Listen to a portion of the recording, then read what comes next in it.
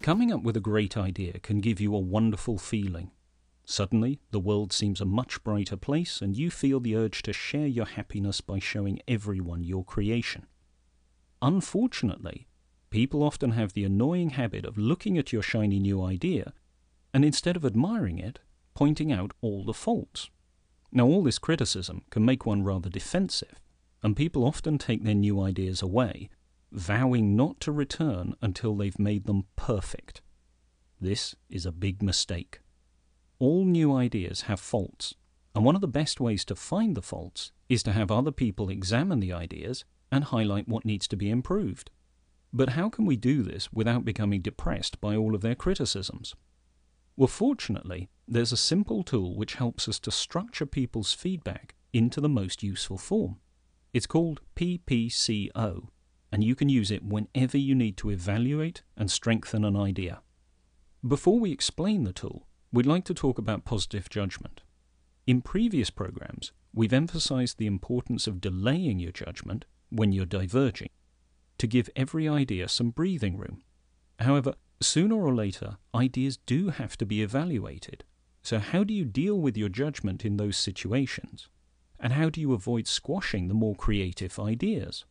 Well, the key is to use your judgment positively. In simple terms, this means that you look at the benefits of an idea before you examine its flaws, and that's exactly what PPCo is designed to do. PPCo stands for pluses, potentials, concerns, and overcoming concerns. We're going to demonstrate with a play problem, and then let you try it out on your idea. Let's go back to our quest for fitness. One of the ideas we came up with was to get ourselves a pet rock, which we would carry around.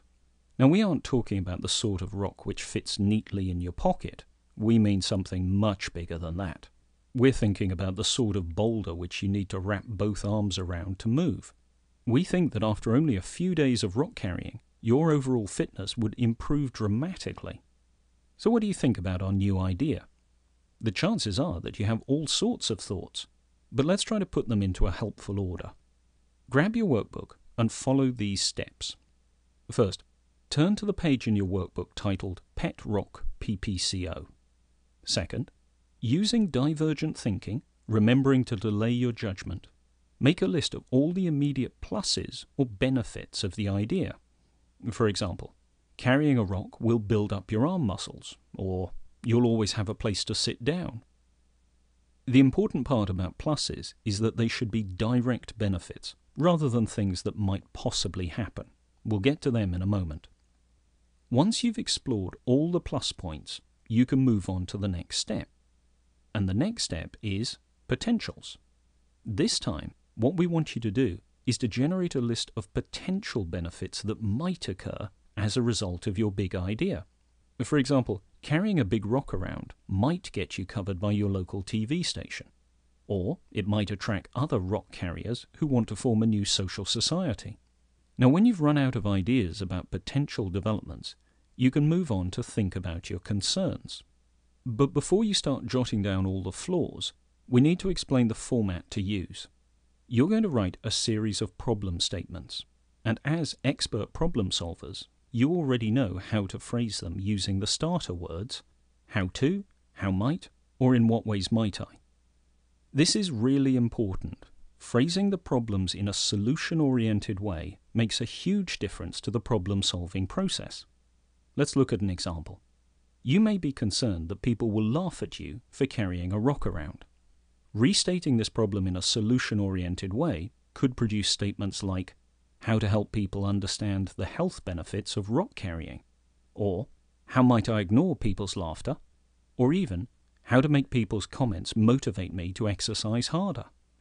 Write down all the concerns you can think of, and remember to phrase them as questions. The next step is to prioritize the concerns, and to do that we're going to use the HITS tool from the previous program.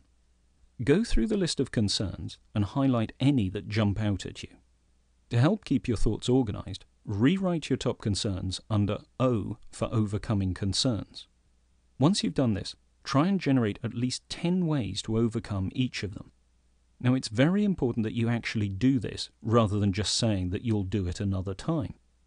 Practicing overcoming your concerns is a key skill, so you might like to pause this program now and restart when you have potential solutions for each of the concerns.